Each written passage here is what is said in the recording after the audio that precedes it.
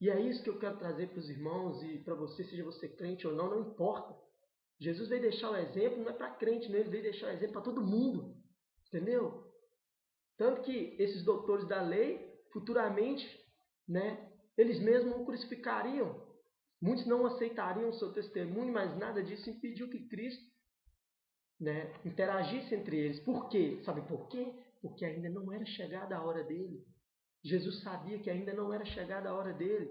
Enquanto a sua hora não chega, meu querido, fica na presença daqueles que podem te ajudar. Não fique menosprezando as pessoas, não, ao seu redor, não. Respeite os mais velhos, respeite os seus pais, respeite o seu pastor, os líderes, o seu patrão, o seu emprego. Vá respeitando, entendeu? Dá a sua opinião, mas não queira passar na frente, não. Olha só, Jesus, ele não chegou ali com 12 anos querendo dar um de grandão, não. Eu sou o Filho de Deus, porque o meu pai não me gerou com a minha mãe, não foi José, foi o próprio Deus, eu nasci do Espírito Santo. Não, Jesus não foi lá para ficar falando isso não, rapaz. Por quê? Ele sabia que a hora dele ainda não era chegada. Não era chegada. Ele foi ali para quê? Para aprender com aqueles homens, o aprender aqui para nos deixar o exemplo de que nós devemos saber esperar a nossa hora. E todos se maravilhavam com as palavras de sabedoria dele, porque não pertenciam dele, eram sabedoria divina. O Jesus, filho do homem, o Jesus carne. Não. Naquele tempo existiam muitas pessoas com este nome, Jesus, mas só ele era Deus. Ele não era o Jesus ali da esquina, o Jesus ali, não. Ele era o Jesus de Nazaré, filho de Maria e José, o Filho de Deus por excelência, meu querido. Aquele que existiu antes do princípio e sem ele nada do que foi feito se fez. E quando nós olhamos para ele, nós vemos Deus, porque Cristo é a vontade de Deus em ação. Olha só o que diz aqui em João. Olha só o que diz aqui em João, capítulo 5, verso 30. Olha o que Jesus diz. Eu não posso de mim mesmo fazer coisa alguma. Como ouço, assim julgo. E o meu juízo é justo, porque não busco a minha vontade, mas a vontade do Pai que me enviou. Ou seja, quando nós olhamos para Cristo, nós vemos a vontade de Deus Pai em ação. Porque Cristo, ele é Deus, ele é a segunda pessoa da Trindade.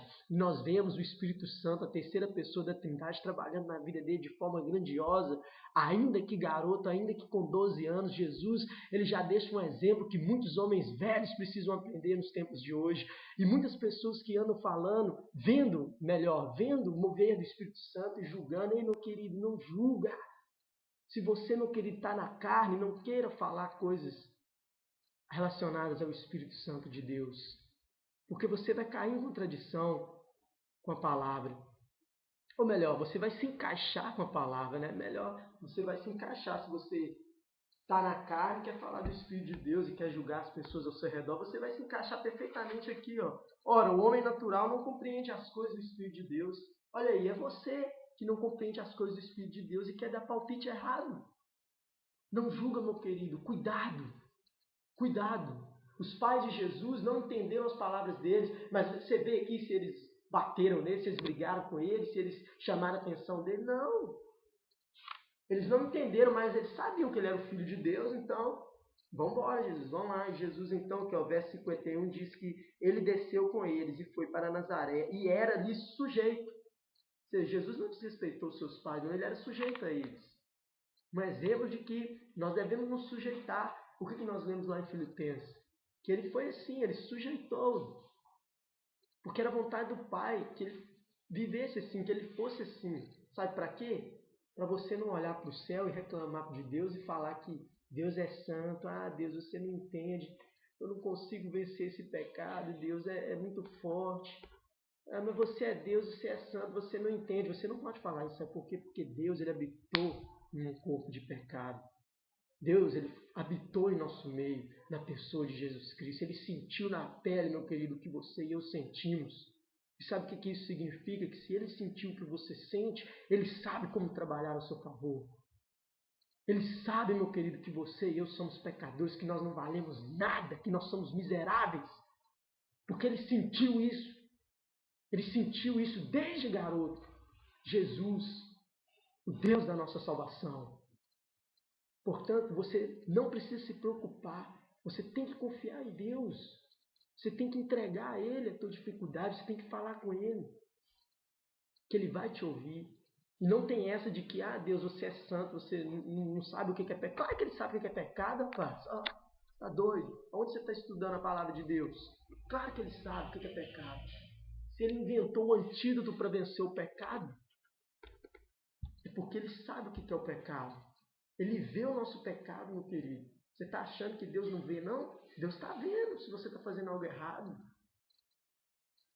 E pela misericórdia dele, ele ainda está ao seu lado, porque a vontade dele é te guiar. O Consolador está aqui para o quê? Para nos guiar. Ele sabe que a gente erra, mas a gente não pode permanecer no erro. A gente tem que estar constantemente com os olhos atentos ao que o Espírito Santo de Deus tem a nos mostrar. Amém?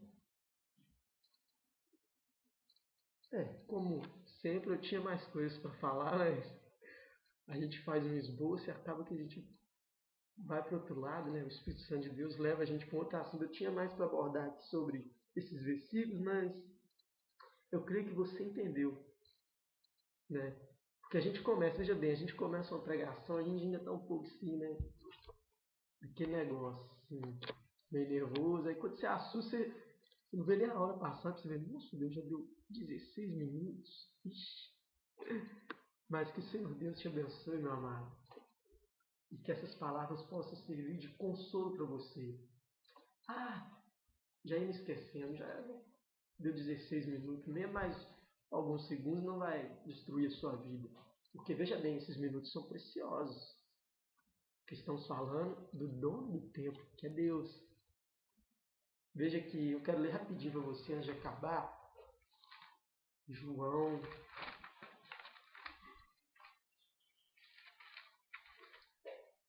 5. Olha o que diz a palavra de Deus. João 5, verso 18. Para fechar. Acabando aqui, vamos fechar. Eu já vou até concluir aqui. Por isso, pois, os judeus ainda mais procuravam matá-lo. Aqui é Jesus já velho, já praticando já o seu ministério. Os judeus procuravam matá-lo, porque não só quebrantava o sábado, mas também dizia que Deus era seu próprio Pai, fazendo-se igual a Deus. Mas Jesus respondeu e disse-lhes, na verdade, vos digo, que o Filho por si mesmo não pode fazer coisa alguma se o não vir fazer ao Pai, porque tudo quanto ele faz, o Filho o faz igualmente, porque o Pai ama o Filho e mostra-lhe tudo o que faz, e ele lhes mostrará maiores obras do que estas, para que vos maravilheis. Pois assim como o Pai ressuscita os mortos e os vivifica, assim também o Filho vivifica aqueles que nele creem.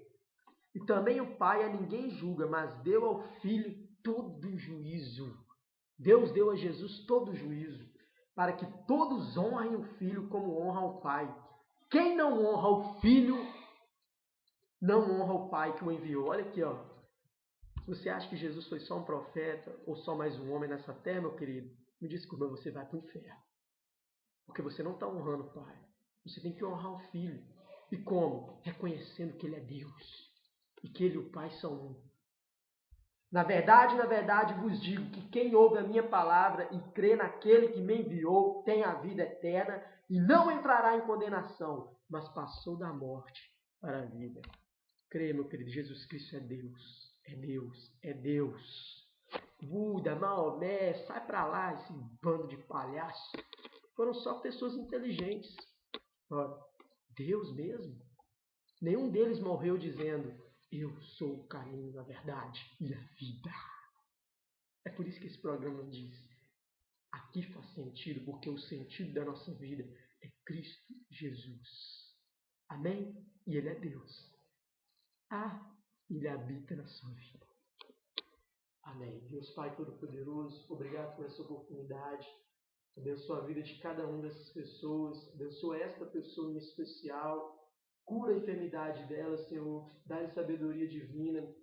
Se está lhe faltando algo, meu Deus, que o Senhor possa guiá-la em nome de Jesus, para que ela conheça, Senhor, a tua vontade na vida dela, para a glória do teu santo nome, Senhor. Obrigado por ter enviado Jesus Cristo. Obrigado, obrigado e muitíssimo obrigado, meu Deus. Infinitamente obrigado, Senhor, porque nós devemos, Senhor, agradecer ao Senhor a cada momento por tudo.